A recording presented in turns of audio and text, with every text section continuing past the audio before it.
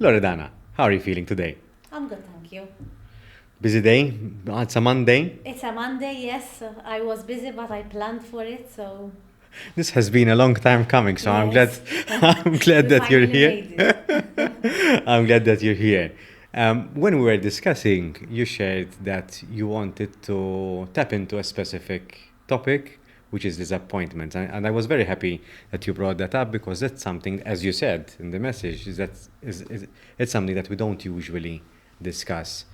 We usually talk about success, we usually talk about the wins, and although that's very good, we need to talk about the wins. I think we need to talk about the hardship and the struggle that there is behind getting from point A to point B. So, what comes to mind when you hear the word disappointments? So, as you rightly mentioned, I see it, or even from my work, that sometimes we tend to forget to talk about the struggles that someone passes to be successful in something, and especially now, even with social media and the fast pace that we live, I feel that sometimes all we see is success, great things, people traveling, people on a high, perfect relationships. And I do feel that that is not the real picture, especially to the young ones and to the young generation. I do feel that sometimes we tend to give them a fake reality of what life is all about. Yeah. Because life sometimes can be unfair. Sometimes we go through difficult situations that we haven't planned for. Sometimes we go through disappointments, some that we planned for, some we haven't planned for. And I've been through a number of disappointments in my life personally, so I thought it would make sense rather than to talk about how successful one is and, it's like reaching the milestones we want, even from a career perspective, which everyone knows, I thought it would be something different to share with people, even who might be going through a difficult time, that, it's okay not to be okay sometimes, and there's always tomorrow. Mm-hmm. Coincidentally, this is something that I wrote about yesterday in my weekly journal, and I spoke a lot about the the balancing act because, as you know, I juggle from a full-time job to entrepreneurship, and in entrepreneurship, it's a totally different reality because you have face a lot of rejection, and it can be very disappointing. You get more no's than yeses, but the few yeses that you get are what makes your day, your week, or your month even. So it's something that in some areas, because I think there's a very romanticized or glorified sense of entrepreneurship to pick something up. And I think there is also that aspect, even at the place of work, we tend to romanticize and glorify the the place of work or any kind of successful venture, let's say. That sometimes we don't spend enough time to see, okay, why did I fail? What lessons am I learning? And what is this teaching me as well? Exactly. And I do feel that failures are part of the success. So when we fail in whatever it is, if it's a relationship, if it's didn't get a promotion that I worked hard for and maybe someone else got it and they didn't deserve it, so it was unfair. Whatever stage we live in, I do believe that failure is part of the ingredient. So as I see, I've been in HR for 25 years now, so even the younger generation, unfortunately, and I see this with my children as well, if we don't let them fail, because as it's like you're a parent, you want you want the best for your children, and sometimes we tend to forget to let them fail, because we want to protect them so much, because we love them so much, that we don't let them fail and we try to do things for them. But that would mean that if they don't experience failure itself, when they grow up, and they will definitely experience some type of failure in their life, they might not be prepared and they might not be resilient enough to actually live that experience they're going through. So, for example, one of the things that I always mention is that, unfortunately, in today's world, everyone is a winner. We've discussed this probably. Yes. And I really feel, like very strong about it. It's like, no, not everyone is a winner. But what we say today is like we're all equal. Of course, there's equality, of course. But it doesn't mean that we're all the same and we're all good in the same thing. So, for example, let me give you my example. At sports, I was very, I'm crap, It's like I was like that when I was young, and I'm still not, it's like I'm not the sporty type. I try, I push myself, but I don't really manage, but it's who I am. Yeah. And when I was young, and we used to have these, like during break, everyone is playing around, and I was very popular as a girl, but I was really bad in sports. When the children used to, like we're playing like lions or tigers or whatever, I was so bad that no one used to choose me. Okay. So then it's like I'm always the last one left. And they're like, you take her, no, you take her. Now, how did that make me feel? It didn't make me feel bad because I had other things that I knew I was good at, but I knew I was really bad in sports, and I still am. But I accept it and I'm self-aware.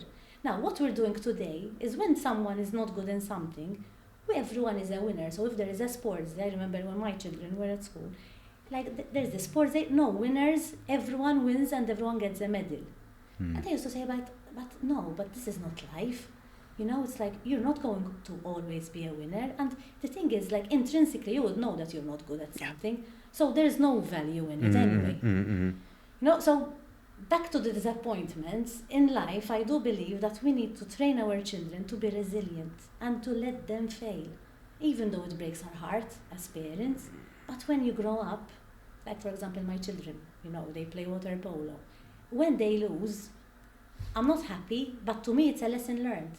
And when they come, or for example, they have a game and they don't play and they're upset at home, like maybe a parent, I've never done it, but maybe another parent would call the coach and tell him, listen, why didn't he play? I don't do that. What I do is I go home, they're upset, and I say, okay, what are you going to do next time? Maybe you need to train harder. Maybe someone else is better than you, so you need to do something about it. Because that's part of the learning curve to be successful. How do you manage to stay quiet? Because I assume that there would be a lot of emotions because you feel bad that your child didn't win or wasn't selected. What goes? To be honest, so first of all, I'm not, as I said, I don't understand sports. I've been going to the games for the past, I don't know how many years, but I don't really understand the game. I'm there literally physically present for my children to see me. Yeah. So I don't really understand. Sometimes I ask if there's a goal or whatever. I feel, to me, water polo is important because my children learn a lot of skills. It is important for them to win, fine, but they learn a lot of skills which is not in the game. So they learn teamwork, they learn discipline, they learn self-control, they learn not to drink, for example, because they have a game the next night, the next day. They learn how to lose. That to me is the most important. They get up. Sometimes it's their fault, sometimes it's someone else's fault. So there's a lot of, like teaching. It's like literally you learn a lot of things that you won't learn at school. But I don't get very upset. I mean, I do get a little bit emotional, but to me, the most important thing is that they enjoy the game and they learn something. When they win, I'm happy with them. But when they lose, there's nothing much you can really do. It's like, now in my case, it's a little bit different because, my ex-husband has passed away, so he was the person who used to take them to water polo. So now I try to fill in the show, which is very difficult for me to film because I cannot give feedback on the game. So I'm literally there just to make them like mom is here because dad can't be here. That's really is. How do you think your children feel about that? I think I have two boys, and they have very different characters. I think they interpret it in a very different way. So one of them tries very, very hard to make his dad proud from heaven. The other one might feel so much loss and so much hurt that sometimes probably he feels that at times he gets demotivated about the game because he's still going through the grieving process. So they're both different. Of course they miss him a lot because water polo was their thing without me, because when we had children, it's like I was in charge of school and he was in charge of sports. Okay. So now I'm trying to pick up the pieces as much as I can. Yeah. But I think they interpret it in both very differently. And what about your presence? That you're there? My presence, I think they appreciate the fact that I'm there. they miss him a lot still, because I can never fill in the void that their father used to bring them. For example, once I remember when he was sick, right, and when he had to undergo an operation, which was extremely serious. So basically, we had 50% chance of him dying during the operation. It was something he knew about, and the operation took very long, and they had a game. So I was there at Mater Dei waiting for the operation to be over and done with, and the surgeon had called me and he said, listen, it's taking very long, it's much more complicated than we thought. He said, it's going to be another 4 hours. And okay, oh my God. So I said, okay, they have a game. I said, let me go and watch them. And I had told them, if I come and it's ready and he's fine. So I went there, they saw me, and I remember one of them looked at me, he was like, it's fine. And I said, yes. Little did I know whether he's going to be alive or not. And I remember on that day, they played so well. It felt like there was something, it gave them this big boost to really make him proud. In fact, they had won some summer league of something. So it's a very sensitive subject for my children. So, water polo is their life, literally. Again, it comes with a lot of sacrifices, and a lot of people don't appreciate. I mean, it's something that I really encourage my children to do, but it comes with a lot of sacrifices that very few people know what it means, that every day they have to wake up early, and at 7 they're at training before school, and then after school, instead of going home to relax, they have gym and then have training again every single day, and they have to, of course, water polo is not something you'll do on a full-time basis, irrespective of how good you are, and it's something I encourage them that they need to have a plan B. So, of course, they have to juggle between university, between water polo, having a girlfriend, their friends. So it's not easy. Even to go abroad, for example, we cannot just decide to go abroad. We have certain times, some days in Christmas, 3 weeks in September, and maybe 3 days in Easter. Other than that, you don't even dream of going abroad. So, but despite it all, I do feel that it made them men. So even when they were going through the bereavement of their father, thank God for water polo. Because it's the thing, it's a very, very close community. It's like they love them, really love them. They used to take care of them, even men to men, something I cannot do. If their father passed away on Thursday and we had the funeral on Thursday, on Monday they woke up and went to training. So that was something. It was something that kept them going. So that's why I'm a big, strong, firm believer of sports, even though I don't practice it myself. But for children, I do believe that it's something that really, really helps children away. It keeps them away from social media, it keeps them away from going out drinking, it keeps them away from a lot of bad stuff, because it's like you're in a disciplined organization where you have to abide by the rules, of course. It's a really formative experience. Definitely. So, and I'm pretty sure that there's a difference between team sports and individual sports. And in this case, water polo is a team sport. So I think that teaches you something different. I did individual sports. I never did team sports. And I think that's something that I, so far, let's say I missed out. I tried to do some a 3-person thing, or a couple thing, but team sports is very, very different, and it requires a totally different skill set as well to develop. Totally, yes. When it comes to recently, I've been reflecting because someone told me so. So when I hear something interesting, I do ponder a bit on it. It's about the concept of meritocracy.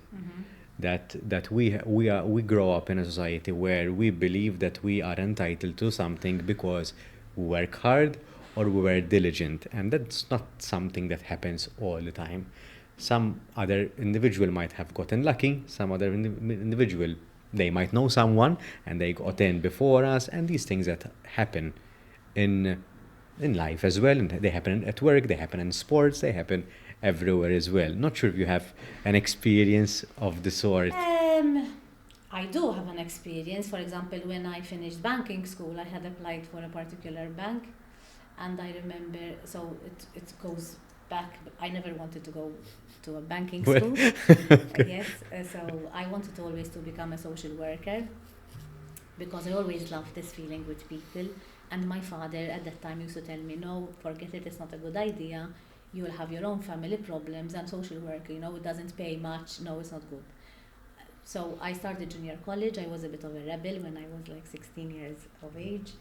And I spent my first month at the junior college literally not attending one class. So then my father had found my father was quite strict, by the way. And he had found the payslip. At that time, they were like payslips with green and white. And Okay. it was like the number of hours and the You salary. attended. And in my time, we used to get paid 36 Maltese pounds per month. And because I didn't join any lessons, I got paid £1. And my father found this payslip and he was super upset and whatnot.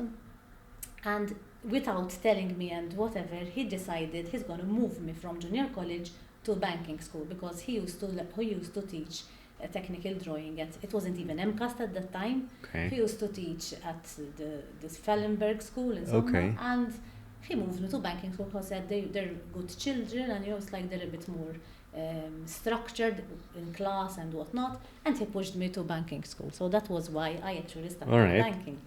Then it's like the first year it was okay-ish. Then I didn't pass my first exam, so we had this CIB, it was called banking exams, whatever, and you had to obtain like 6 exams and 4 intermediates because I was maybe thinking of going to university. Okay. And I didn't pass my law exam, so I had accounts, economics and law, and it was the first time I didn't pass because I was quite good at school. And I didn't pass because, of course, if you don't study, and I wasn't the one to study much. If you don't study, you don't pass. And I failed my law exam. So that was failure for me. And I said, okay, now I need to I'll do something. I need to get my house in order and start studying. So then year 2, the second year, I passed. I was actually the only person in school studying for intermediate. So imagine yourself, it's like tuition 1-to-1 with your teacher, so you can't miss a lesson. For sure. Plus my father was there, so he used to ask whether I'm attending lessons or not. And anyway, I got good marks and I passed. I passed and I got good results. So then I applied for this bank and I wasn't chosen. So I said it couldn't be because I was the only one in banking who had these 4 intermediates plus the 6 banking. And I got to know that people actually went in with even 4. Anyway, Okay. to cut a long story short, my father was a bit, and he used to let us do things on our own, but I Yes. was too young. And we went to speak to the chairman at that time, and he told them, and anyway, and they told us there was some mistake when they were adding the numbers, and they asked me to go to this bank, and I said no, I don't want to go, because it was a time where there was a change in government, so there were a lot of people who got jobs and whatnot, and I had to learn. It's like I said, okay, I was good, but I still didn't get the job, so again, it's a failure to learn from. Mm-hmm. But I think, and then anyway, I went to work in another bank, and I was really happy because I made my career there, and thank God for that. But I learned that it's like, when it's unfair, some things are unfair in life, but it's something that me as an HR chief officer today is something that I'm really, really very adamant not to let it happen if I can. I mean, where I have control, I will never let anything happen because someone is related to someone, or it's like unfairness. Mm-hmm. So to me it's very important to be, and I always say I am fair but firm. So it's like, even though these things happen, but we shouldn't let them happen. Yes. Because it's not the right thing to do. But Mhm. even if they happen, I mean, that's Mhm. part of life, and there's nothing much you can really do than learn from the experience. And I do believe that sometimes some things happen for a reason. Because, it's like, because then I joined this bank in particular, then I joined HR. I loved HR, so it's like there was a career path for me. I wanted to work abroad. Maybe if I had to work somewhere else, I didn't have the opportunity. So It's like Things happen for a reason. you found the right balance between people and banking, so. Yes, I did, and financial services. It's it's like it's my industry, but I feel that everything happens for a reason, even when our worst things happen in life. I think when times pass, you realize that maybe it wasn't the right choice, but there was a better option for you. Mm-hmm. Mm-hmm. Um, a thought that came to mind whilst you were discussing, I know the answer, and I think I know your positioning about Okay. this, but I'm going to asking anyway for the sake of the viewers and listeners, is why do we try so hard to protect our children from the actual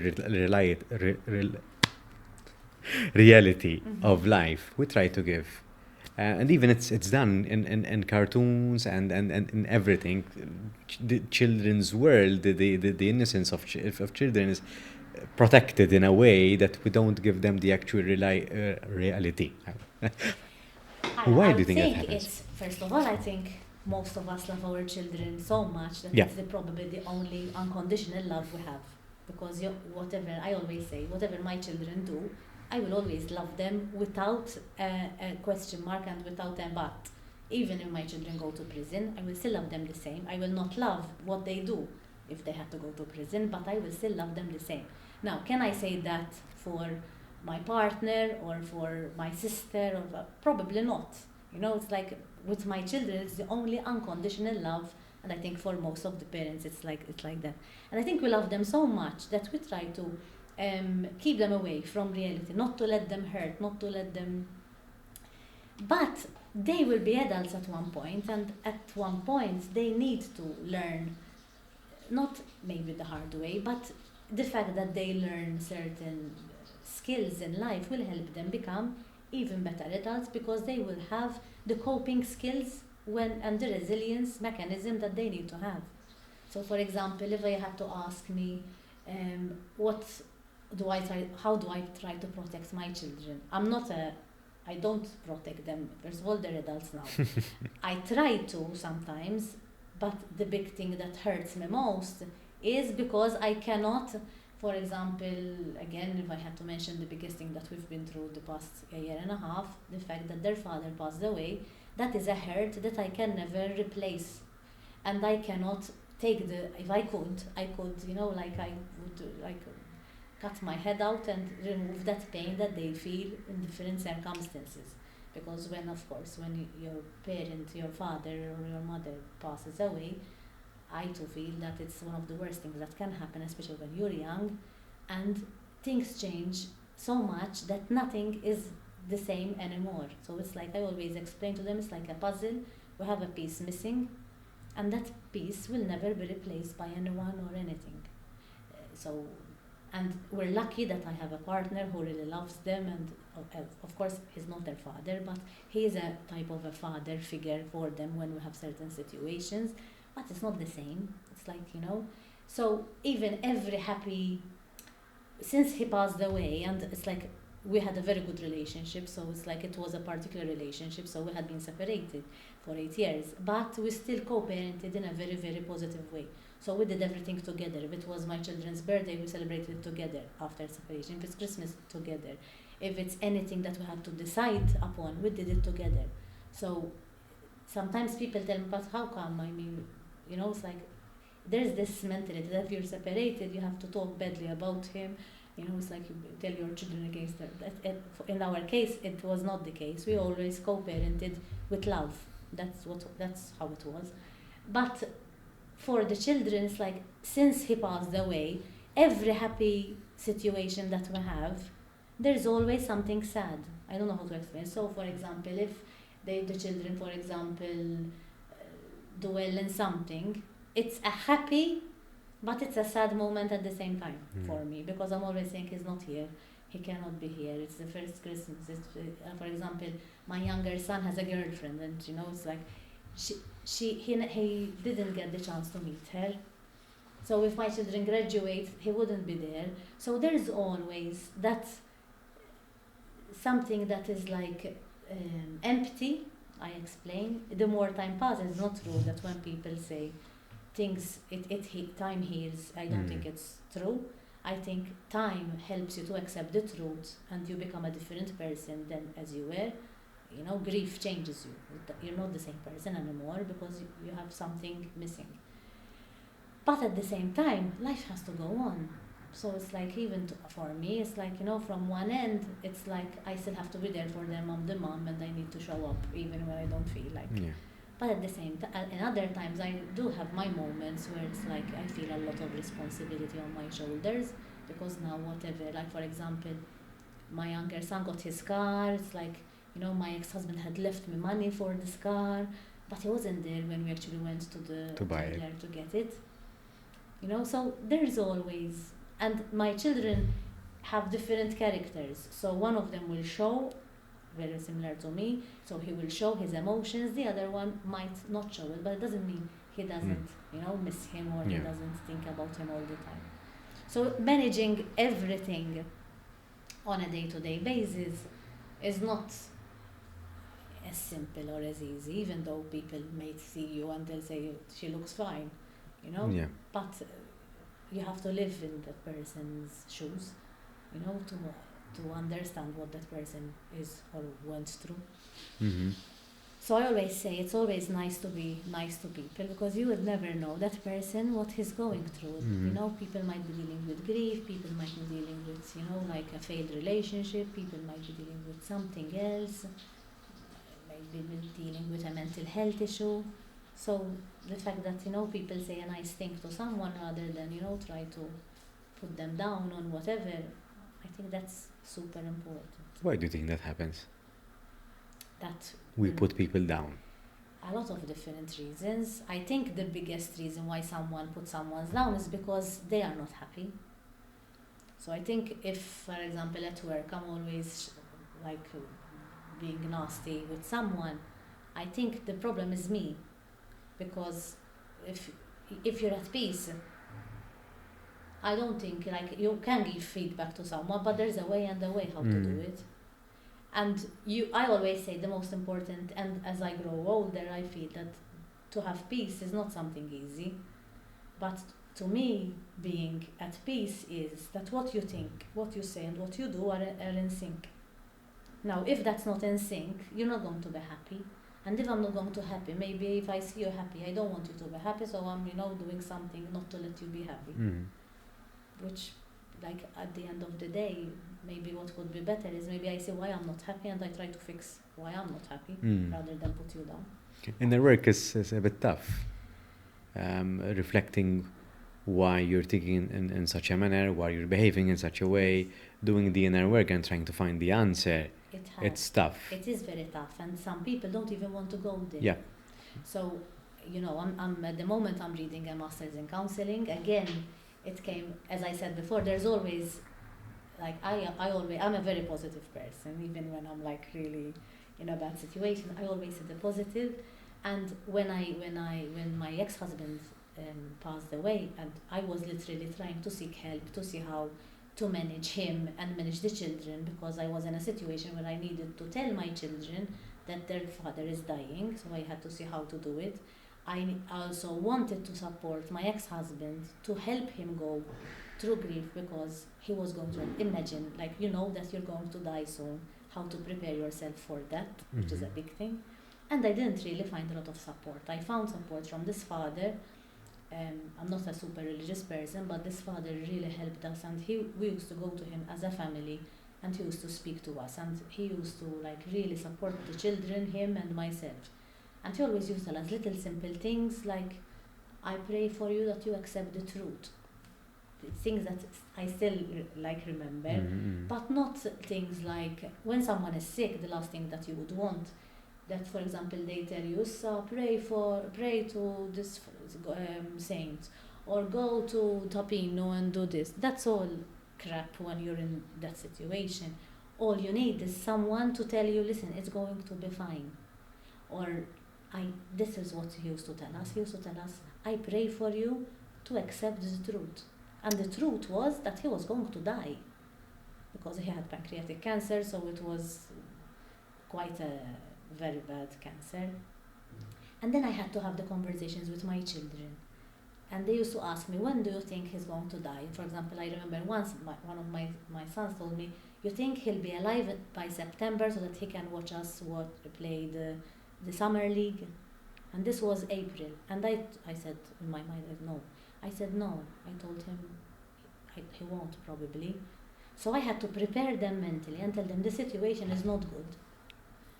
So going through all this, I realized that there isn't a lot of support when it comes to bereavement. I think it's something we don't talk about. We don't talk about death. It's like it's something that is a secret. We don't talk about it, but it's there. It's there. And then when it happens, what do you do?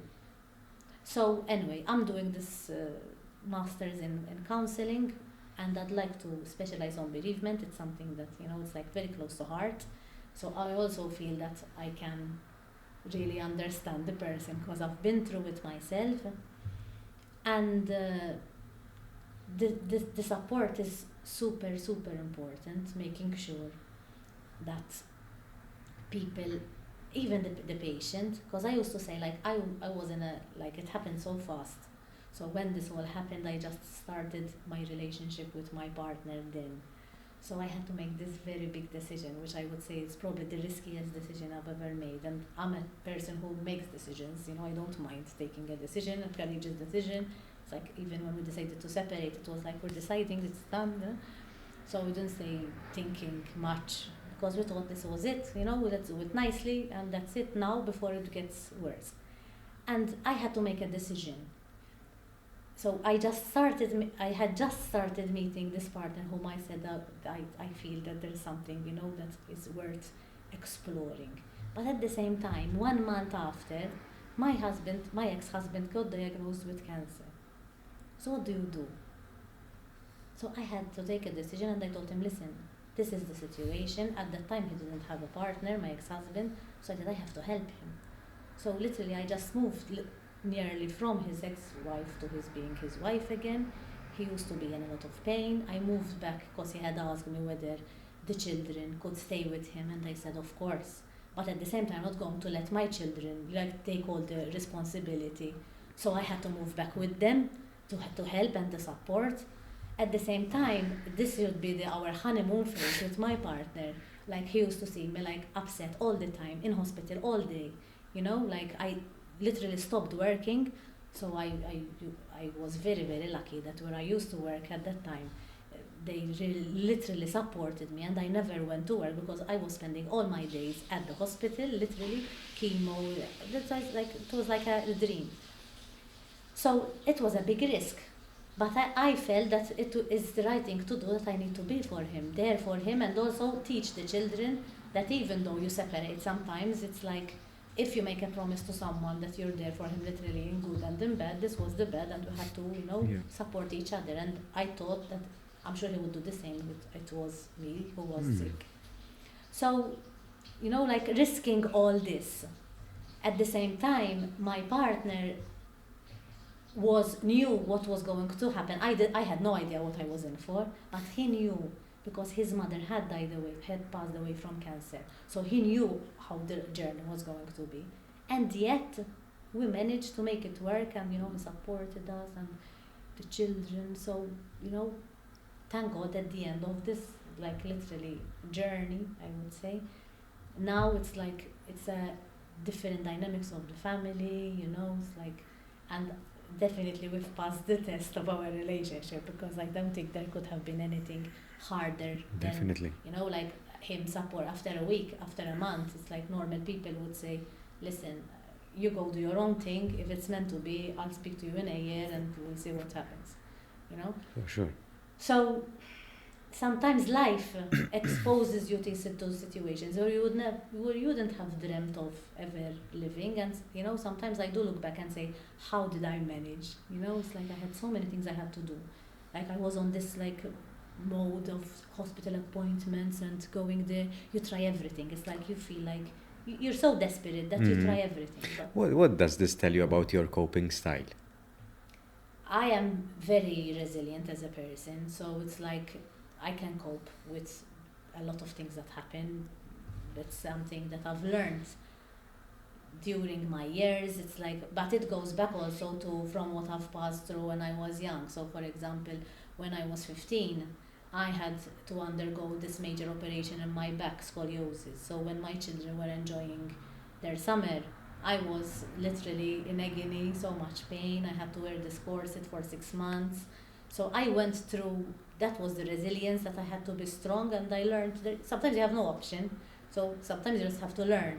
So I was resilient. To me, the most difficult part in life is health issues. So I'm not a worrier, I don't worry, so I'm always saying, like, if there is something that I need to deal with, I always say I either change it or accept it. I don't really waste time. If it's a job, I decide accept or change. If it's a relationship, accept or change, in general. Yes. But to me, the thing that worries me is when someone is sick, close people, and that happened to us recently. And when I was sick, when I had the operation, I used to be in a lot of pain, like real big pain, So then it's like when you go through the little things, nothing is really, so overwhelming. Yeah. So I think the fact that I have these good coping mechanisms at work, for example, I'm not stressed because it's just work, It's the big things that, keep you awake at night. Or, for example, when I got married, we were expecting a baby, I had a miscarriage.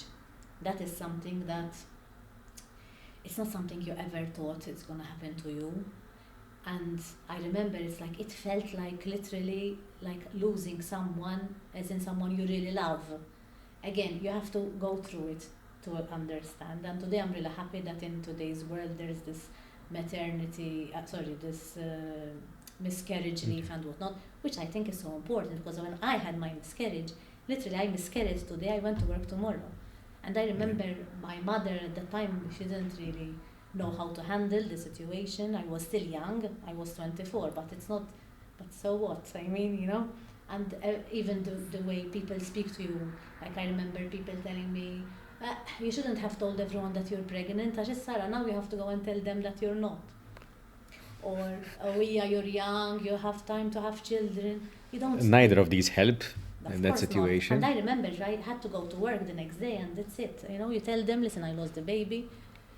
But it's also a source of loss. It's another way, it's a loss, even though it was only 8 weeks, so it's not like, but for me, I remember it was like losing, and then I had to wait, a bit until I got pregnant again. It didn't take me years, it took me 2 months, but still, it's like, it's loss, it's like, and I remember it's like everywhere I used to go, you see babies and women pregnant, and that's why I have a lot of empathy for people, because again, you might not know. Sometimes we just even joke about it, which is something I hate.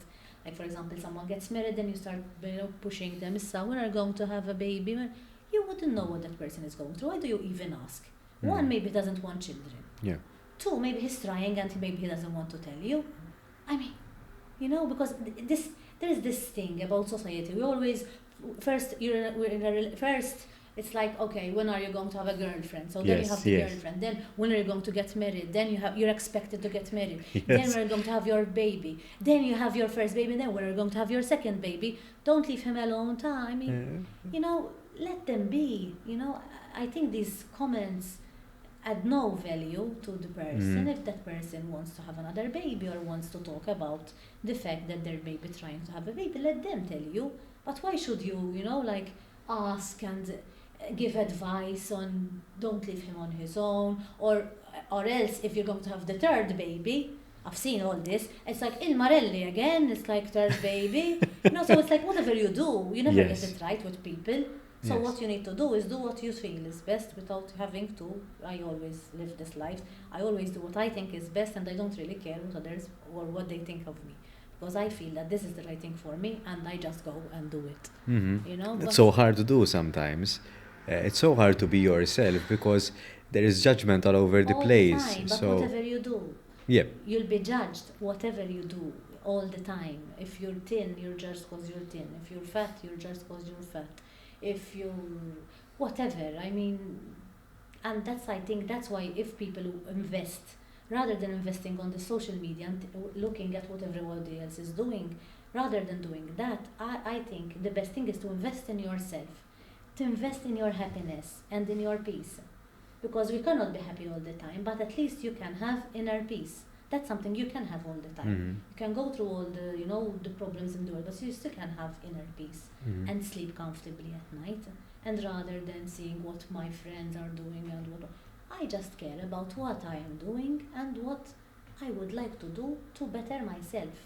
Mhm. Or I can say, I'm going through a difficult time and this is enough. Mhm. Or I can say, listen, I would like to do this, or I would like to do whatever. Mhm. But it's for me. I think no one should do anything for someone else, or just to make his parents happy, or no. Being happy all the time is not It's realistic. impossible. It's not something that it's achievable. I think we are delusional to think that we can be happy all the time. It's an unachievable goal, to be honest. That's the way I see it personally. So if we try to be happy all the time and we're not and we're disappointed, we are creating our own unhappiness in Exactly. return. So it doesn't really make sense. I think I like the way you phrased it, to find inner peace. Because sometimes you might feel up for a challenge, sometimes you're not. And something that I wanted to perhaps coin a bit, Loredana, going back a little bit in our conversation, is that to whoever is going through a rough time, because we all go through rough times in our lifetime. Some of us experience something which are heartbreaking or tragic. But everyone goes through their difficult times. I think if we look back a bit and see what we've overcome from time to time, we would realize that we shouldn't worry about today or the problem that we have today, because we've overcome so much in our life that Exactly. we can most probably overcome what's happening to us Totally. today. Totally. And I also think happiness is an emotion. So you cannot be happy all the time. And if we feel, and that's exactly as you said, if we even try to teach our children that you have to be happy all the time, perfect, that's not the reality. The reality is that you have a mix of emotions. And I feel that life is, in my mind, the analogy of my life is like the four seasons. So the four seasons is my favorite thing. Even from a music point of view, Vivaldi's Four Seasons is my favorite. Pizza as well? Pizza no. That's fungi or margarita. But the four seasons, we go through. That's why seasons is such a beautiful part of nature. Because even in nature, it's never summer all the time. It's never raining all the time. We go through from one season to another. So sometimes I'm living summer, but then sometimes I'm living autumn, and then winter, and then spring. So it's like you have to say, when you're going through a difficult time, this will pass. And it's true. Even if it's a happy time, this It will will pass. pass. So let me enjoy the moment today. And rather than thinking of tomorrow or yesterday, I focus on the present moment today. So I'm happy. And I think another thing that we've lost as well is gratitude. For example, I feel happy, like I feel gratitude in the morning. If I wake up and I don't feel any pain, I'm already okay. Yes. And then I don't have to think about, it's like, okay, tell me, think about your work issues, my children's issues. Of course they're there, but the fact to me that I wake up, my partner is healthy, my children are healthy, I feel already happy, because I have nothing better than all the people who are at Mater Day. When you go there and you see the people who are sick and going through so much pain, I have nothing better than them. So the fact that I am here today with you and I am healthy till today, I have that gratitude. Yeah. If I'm going to stay thinking because I'm worried because I want to buy the iPhone 17, I think. 17 or 18, whatever, or I want to buy this beautiful big house, and then maybe another thing, maybe I spend all my life working for a house, but I'm never in it because I'm always working. It's like, do we get our priorities right? Yeah. It's like when you look at how our grandmas used to live. My grandma was always happy. I remember the idea of my grandma was she always used to spend time around her kitchen table. She had 13 children, 4 died, and then she had 9 left. We still have like a lot of cousins and whatnot. And everyone used to come, and she used to sit at the table chatting with her children. And I remember that is something that my mother took as well, from which my mother is the youngest out of 13. Okay. So she was quite spoiled and whatnot. But I remember my mother, who used to work as well. So it's not like, it's like we all we have a lot to juggle, but even in my mom's time, My mom was a teacher, she had 2 children, so she had to juggle everything. But what I remember, and we weren't rich, so we couldn't afford going on holiday every year. It wasn't something we could even dream of. We never even thought about it. But what I remember about my mother and father is that my mother used to come from work. She used to make us something light. It's not like she didn't make us like A buffet or something. No, not big meal. Something simple. We used to sit down, my sister and I, and tell her about our day. And we used to spend between 2:30 and 3:45 chatting with my mom, telling her about and communicating. Then my father used to come from work at that time at 3:45. He used to sit down. We used to go and do our homework, and she used to spend another hour chatting with him every single day. And today I say, how did she find the time? She had no cleaners to help. She did everything on her own. But for her, that was what kept us together as a family. Then my father, and I used to say, like, she's a bushy idol, like, what do they stay talking about? Even today, I mean, they're 74. They're always chatting and together, telling each other. And that is the secret, because they used to communicate. They were never on their phones. You know, that's the secret of how a relationship works, and how today we have a lot of obstacles to keep a relationship. Yeah, there are a lot And of then at distractions. 5, she used to start cooking. Then he used to go, we had a basement, and he used to do something in the basement for the house. And then at 7:30 we eat again. And at 8 we watch the news at that time. Another thing, like today we have everything now. At that time we used to wait for the news at 8 to know what's going on. It's a ritual, isn't it? So in the past, I think that the rituals were more set or preset. And I think when people hear rituals, rites and rituals, people think that it's something scary or religious. And then that's not the case. I'm not sure whether you've covered it in the course as well. But rites and rituals, I mean, the morning routine, the bedtime routine, today they are trendy. Those are rituals as well. Making your bed. Those are very, very healthy, because we humans need something which is familiar. We need an element of routine. Maybe not every day is the same as yesterday and the day before, but we need some things which are staples in our days, because it makes us feel safe. We find a home within our home, sort of. Especially for children. Yeah. Children need a routine. Children do not want someone like, let's move from one thing to another. Children need to have time to change into their pajamas and go and watch television or play something. Having a routine makes them safe and gives them a sense of purpose. So, you know, it's like, so from all the things that I remember when I was young, this is the thing I always remember. Like the communication. Now, I tried to do it with my children, but it was already more difficult to do, because at that time my husband never came at 4, he used to come at 8. So trying to shift that to have a conversation at 8, my children used to be tired. Yeah. You know, so it's already difficult. We had mobile phones at that time, so everyone is on the phone, you know, like work, calling him with problems. So we've shifted to a life where we have so many obstacles to keep it simple.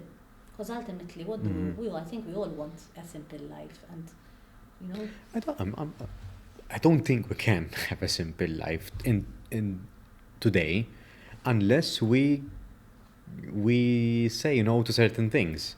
I think it's all about choices. Yes. So whatever we do, we're making a choice, and for every choice we make in life, there's always a consequence, good or bad. Yes. So if I choose to change my career because I want to spend more time with my children, that comes at a price. If I want a career because it's something that I've always wanted to do, that comes at a price. So for example, and this is why I'm saying, you know, there are disappointments, you can't have it all. And it's good that even parents out there understand that we're all in the same boat. Even though I have children who are older, I still have the guilt feeling that if I'm at work and my son calls me about something and he's like, the fridge is empty, we don't have this, I feel guilty that I'm not there to be able to cook him something because I'm at work.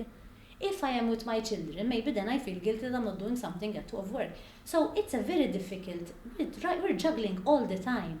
And I think what I don't like is that some people like put it as if it's something very easy, and then for example, then I would look at someone and say, but how do they manage? Because I'm struggling all the time and I don't manage, but maybe that person is not being, maybe that's a fake reality that person is showing. In reality, to be able to juggle a home, children, a husband or a partner, and a job, it's not easy.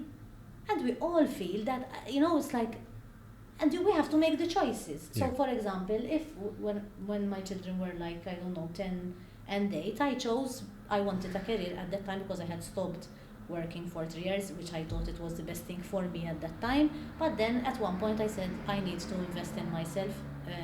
I need to do it. It's for me. Yeah. And I moved to Luxembourg for a secondment. And I did it. I left my children with my husband at that time. And I moved, for 5 months. For 5 months, and I used to come every 2 weeks for a weekend. That choice, which if you had to ask me, would you do it again? I'll say definitely yes. To help me further my career and get exposure and work internationally, I had to give something. So, for example, I remember one of my children used to cry at school, telling them that he misses mommy. I remember at Parents' Day, one of the teachers had told me, you have no idea how much he's crying for you. I remember I couldn't go to a Christmas concert. I attended all Christmas concerts except that one. And he kept telling me on and on, like for a year or two, you remember you didn't attend the Christmas concert? Nana had to come. Yeah. This is the truth. But for me, this was important. But there was a sacrifice I had to pay. There's always a price you have to pay. So irrespective of whatever choices we make, maybe if I didn't make that choice, I would have been very upset, and maybe I would have resented, I don't know, that the fact that I had an opportunity and I didn't do it. And that's the essence of it. It doesn't mean that you did. There's no right choice. No. There's no right choice. It was right for me. It was right for you, and it still has a downside to it. There is still a consequence. What I liked about what you said, Loredana, is that that's exactly my philosophy when I was more involved in Scouts from a young children point of view. I think I've told you this, but for 12 years, I was a Scout leader. I took care of children between age 10 and 14. And that was the thing that I always preached and practiced, is that there are always choices in life. These are the options that you have. Choose one.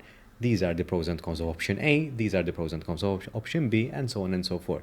Pick one.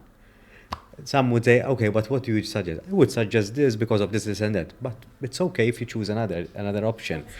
And I think that's, I'm not a parent myself as of today, but I think if I am to have children, that would be the approach that I would take, because I think it's not only prepares you for life, but there are always choices, and I think you can live happily ever after if you accept that with every choice there's the yin and the yang aspect, the concept. There is always something that you gain, but there's always something that you lose. Yes. And I also take, like for example, last year I had to make a very big decision. I had to leave my current job at the time because I used to travel a lot, so it was something different. I used to manage because at that time, before my ex-husband got sick, they used to stay with him, so I used to travel 1 week, like 4 days per month to Cyprus. It was part of my job. I loved it. When my ex-husband got sick and then ultimately he passed away, I had to make a decision. I said, should I let my children on their own 4 days a month with girlfriends and whatnot, everyone coming home? Should I? And the answer was no. They need me now, because even if they're upset or something happens to them, because again now it's my responsibility 100%, I cannot be abroad all the time, if something happens. So I had to take that very, very difficult decision to leave the job and choose another job. Now I chose another job, I'm very happy in it as well, but it was a difficult decision to make. Yeah. So again, it depends on where you are in your life. I think the biggest issue and the biggest problem that someone can make is not to make a choice. Even in a relationship. Yes. The worst thing you can do is not to decide, to stay in between. In a relationship, you're not happy, you're like, I don't know, maybe. Because you have to, as I said earlier, either accept the situation and say, okay, this is not a perfect marriage, for example, there is no such thing as a perfect marriage, but I'm going to try to make it work, and I'm going to give it my 100% to make the best out of the situation. So I accept it and stop talking about and thinking about how life would be if I had to separate. Yes. Or I say, listen, this is not for me. I'm sorry, it's like I have one life and it's not working. I'm sad, you're sad, and this is not what we want. Let us separate now and we go our separate ways lovingly. Mm-hmm. But not choosing is the worst decision one can make. Because you're always in the in-between, always in the grey, and always in the maybe, what if, maybe, foresee. As well as work. At work is the same thing. If I am not happy, and it's not like there are, of course there will be phases in your work career and in your journey that you're not happy with something. And we're not mature to say, so I don't like it, I'm leaving. Yes. But if you've been unhappy for a very long time, and you feel that you're unhappy for a long time, and you feel that this is not the job for you, either accept it and make the best out of it and see how you're going to get the motivation back, or leave. Because would you want to stay in a job where you wake up on Monday morning, like today, like Sunday evening I'm all planned and I'm saying this week I'm doing this, I'm always excited about work because I love my work, it gives me passion, it gives me energy.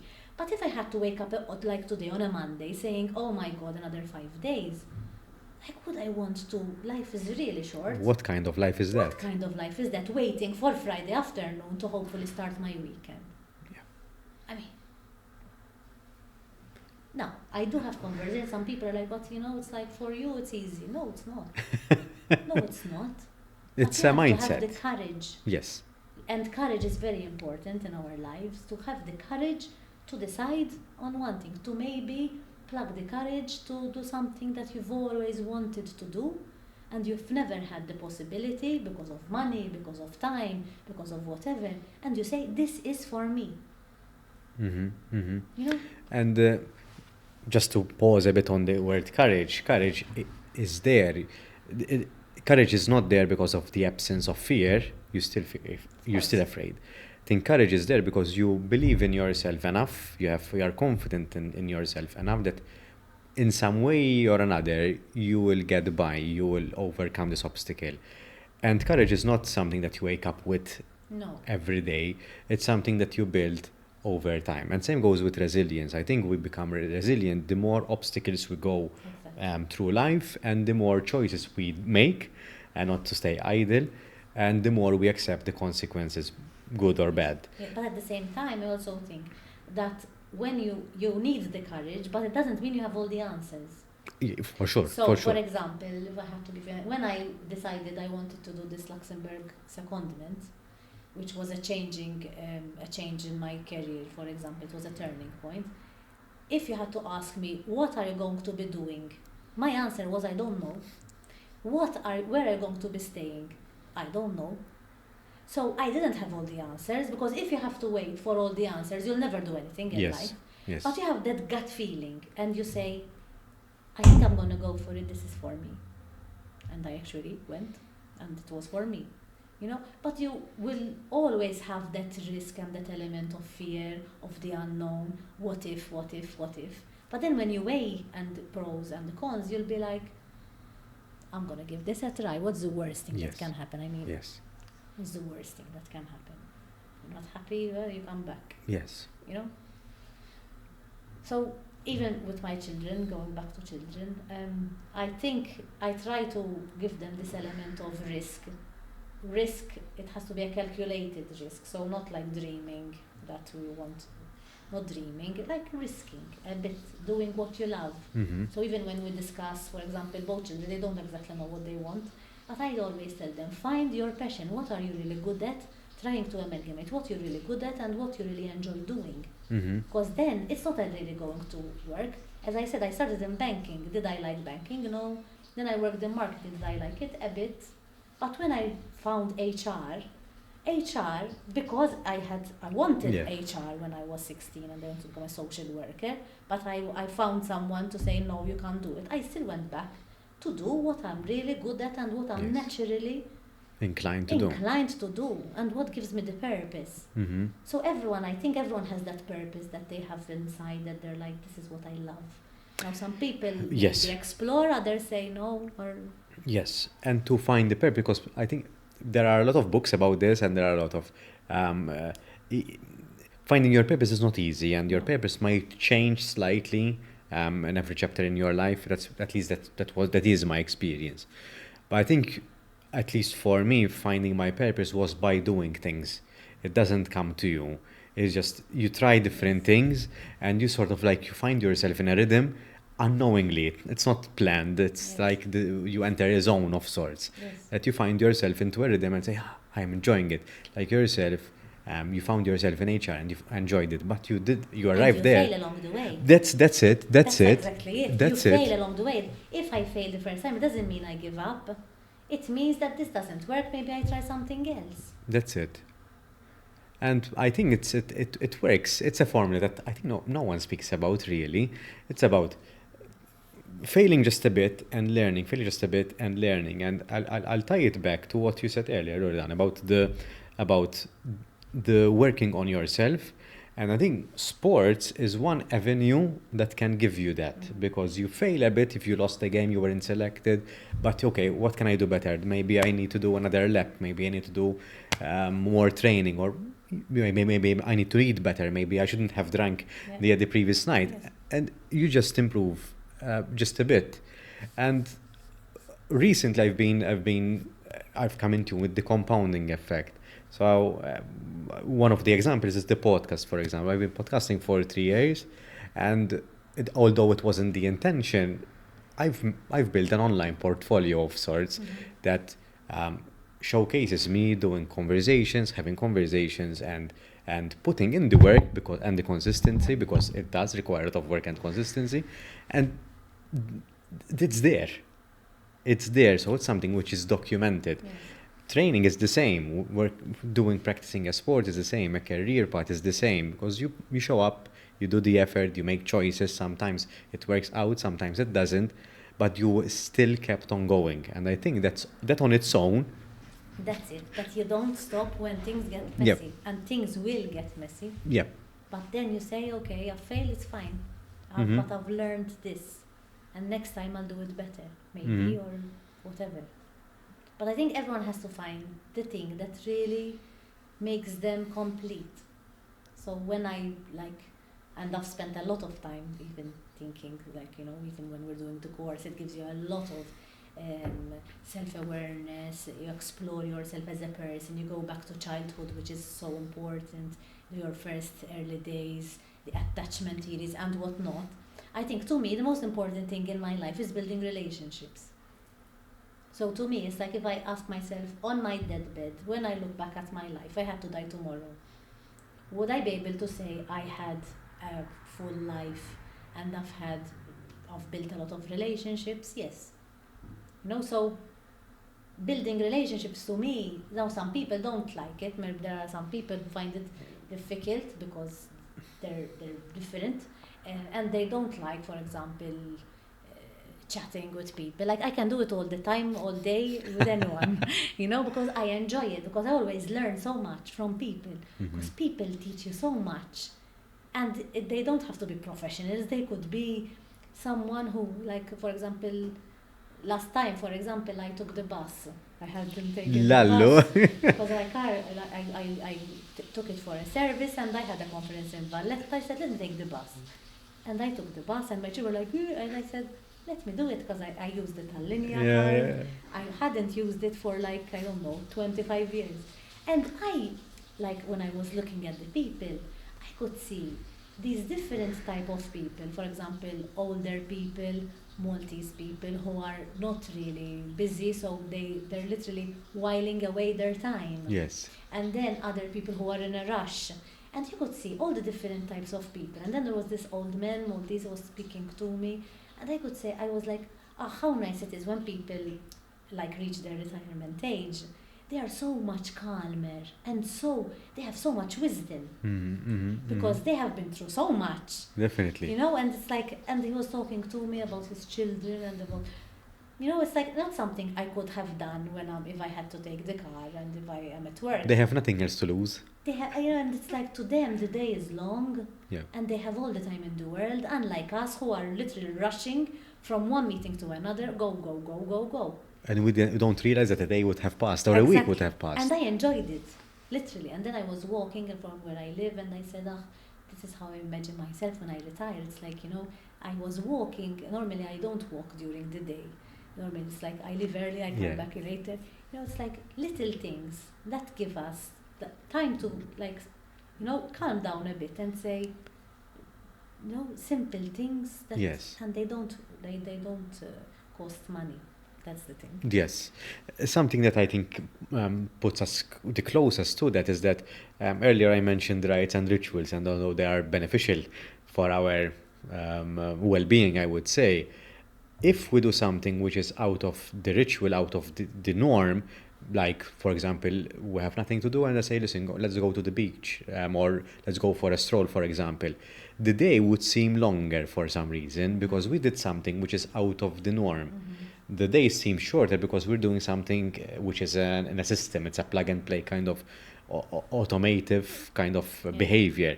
But when we do something outside the norm, something that we don't usually do, we see the day at a stretch. We see the big picture, sort of. Right? I think those moments are very important. I get those moments when I go camping, for example, or doing some adventure. It's not something that I do it every day, maybe 2-3 times a month. It can be something small. For example, last Saturday we went for a ride. I took my 2 dogs to grooming, mm-hmm. and we spent the day around Mallia, and we watched the sunset. It's something very simple. So peaceful. Something completely simple. And I think one of the things that we're losing also in our very busy lives is we're not spending time with nature. Yep. And like going by the sea and enjoying, as you're saying, sunset, which doesn't cost anything. For sure. Or going for a walk to Busquet, for example. Yes. These are the things we used to do when we were young. So when I reflect on when we were young, we didn't have the money to go to restaurants Saturday and Sunday, forget it. At Sunday we used to do things with family, so again the communication, the connectivity. Yes. And we used to take our own food and go to Busquet, for example. Today we don't really do it. Today we're so busy. It's like with young children, a lot of people go to a restaurant. Now, do it's easier children as want well. to go to a restaurant? No. Children prefer to go running and doing something, Yes. But it's like sometimes we shift away from the little things which cost zero to doing the big things which cost a lot of money. Then we're very busy trying to work harder to reach that goal, to take our children skiing and to go abroad. And then you go back and you think your children will remember when you took them abroad. The answer is no. When I took my children abroad, when I ask them today, they don't remember anything. So until 8 years of age, honestly, when I remember where this, no. The answer. So when I look back, okay, they enjoyed it at that time, but maybe the sacrifices we made at that time to make it happen to where, I don't know, Euro Disney or to Legoland, they don't even remember. So is it worth it?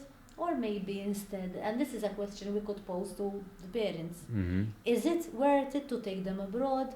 Or maybe instead of going abroad, we take some vacation leave, we spend less money and spend more time with the children, and maybe go by the sea every day for 3 days, and then, mm-hmm. we take food with us and have fun and do it calmly. Maybe we try to compensate the lack of time by things. And sometimes I think, as you're saying, Loredana, I think it's about spending more time. Maybe children, that is what they want, rather than the new next big thing, for example, or the vacation or the restaurant. I think that's one of the issues. So today's children, we always talk about that they have this sense of entitlement, they have this sense of, but we're putting them in that situation. It's not their fault, it's our fault, because we expose them to everything, because we say, well, imagine my son doesn't have a mobile, he would be the only one in class, as if.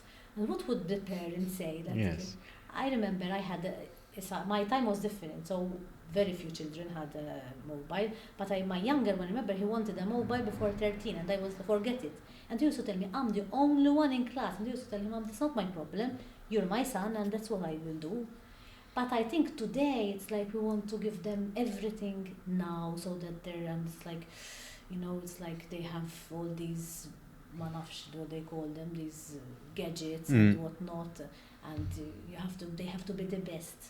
So we're giving them this sense of, I want everything, I want it now, because this is how they're used to. Because from the moment they're born, all they do is swipe and settings, everything is quick, quick, quick. So even the way the brain is actually being wired. So it's different from how my children were. So I do think that it's more difficult and not easy to raise children how you want with all the obstacles we have around us. But I think as parents we need to see what's best for our children. I don't really care what others do, and we need to say what is best for my son or for my daughter to be an adult who ultimately is a gentleman, or is like, what's my success?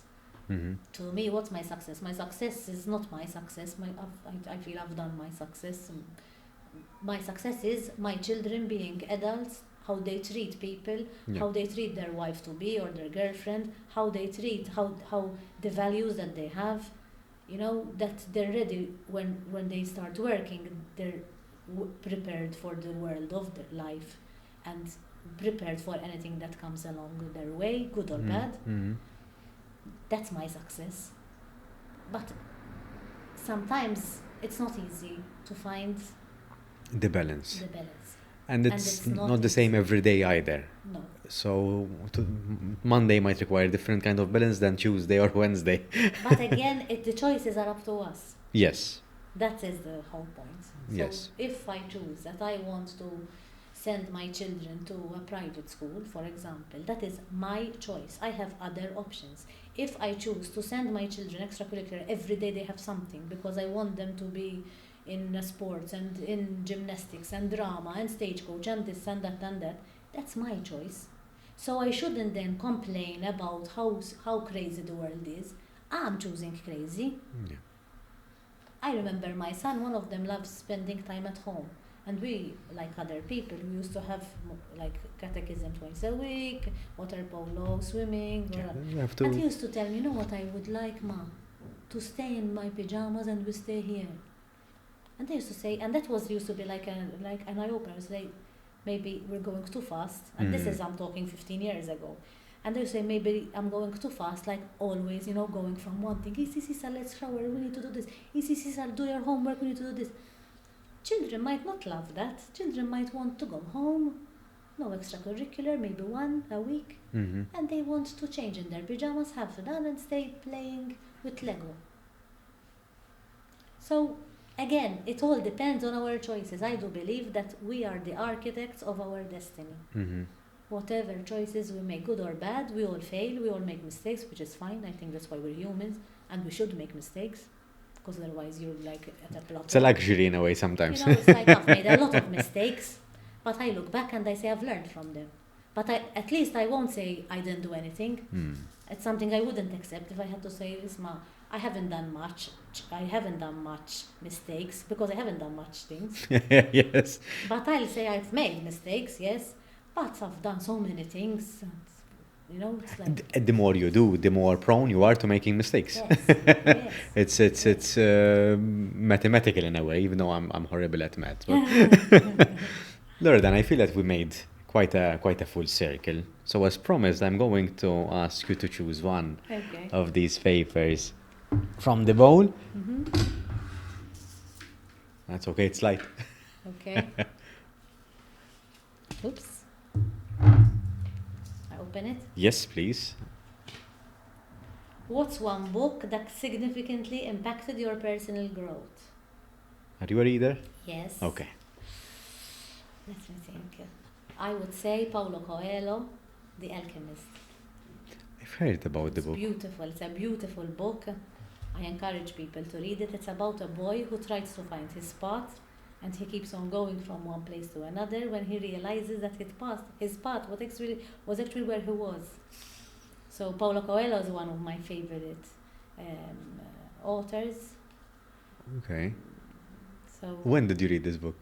I read it more than once. Okay. And it's such a good book that every time you read it, you get a different interpretation depending on what you're going through in life. Okay. So it depends. If you're going through a particular situation, you'll interpret It it is in in a this way. different way.